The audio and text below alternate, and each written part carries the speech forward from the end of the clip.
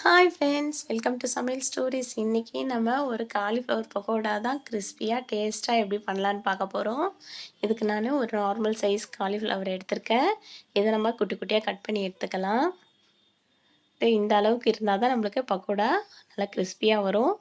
இப்போது ஸ்டவ்வில் கொஞ்சம் பாத்திரத்தில் தண்ணி எடுத்திருக்கேன்.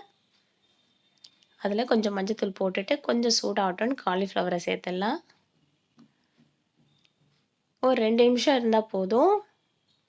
நம்மளுக்கு அதில் பூச்சிலாம் இருக்கும், அதெல்லாம் வெளியே வந்துடும். அடுத்தது கொஞ்சம் நம்மளுக்கு பாயில்டும் ஆகிடும்.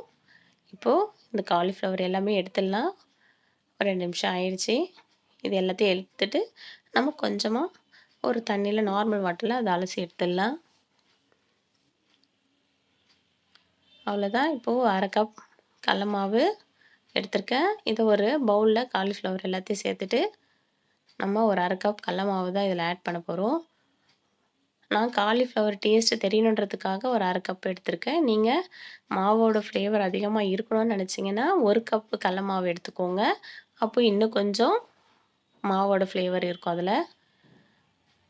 நான் 1/2 கப்பு மாவு, அதுக்கு 1 ஸ்பூன் அரிசி மாவு, 1 ஸ்பூன் சோள மாவு, 1 ஸ்பூன் இஞ்சி பூண்டு விழுது, ஒரு 1/2 spoon red chilli,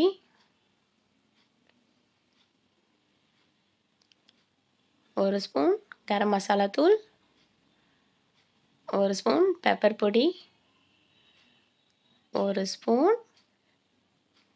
Kashmir chilli, கொஞ்சம் தேவையான அளவுக்கு சால்ட்டு.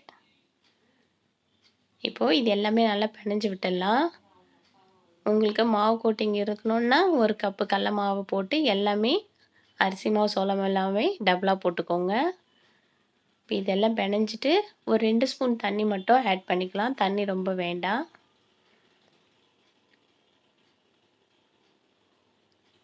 இது ஒரு 5 நிமிஷம் ஊறட்டும்னு சொல்லிட்டு நம்ம பக்கோடா போட்டுடலாம். இது எல்லாமே ஃபுல்லாக பிணைஞ்சு விட்டாச்சு. இப்போது ஒரு 5 நிமிஷம் ஆகிடுச்சு. இப்போது கடாயில் எண்ணெய் வச்சாச்சு. இப்போது 1 பை 1 காலிஃப்ளவரை போட்டு பொரித்து எடுத்துடலாம். எண்ணெய் கொஞ்சம் காஞ்சதுக்கப்புறம் நம்ம கொஞ்சம் தீயை மட்டும் குறைச்சலாக வச்சிட்டோம்னா நல்லா ஃப்ரை ஆகி நம்மளுக்கு காலிஃப்ளவர் பக்கோடா சூப்பராக வரும். இப்போ இது எல்லாமே 1 பை 1 போட்டாச்சு. இதை கொஞ்சமாக திருப்பி விட்டு பொன்னிறமாக ஆனதும் எடுத்துடலாம்.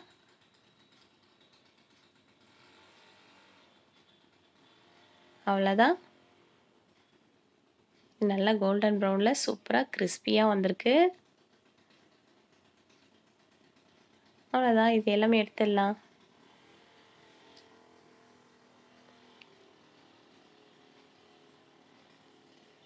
அடுத்து மிச்சம் இருக்கிறதையும் இதில் போட்டுடலாம்.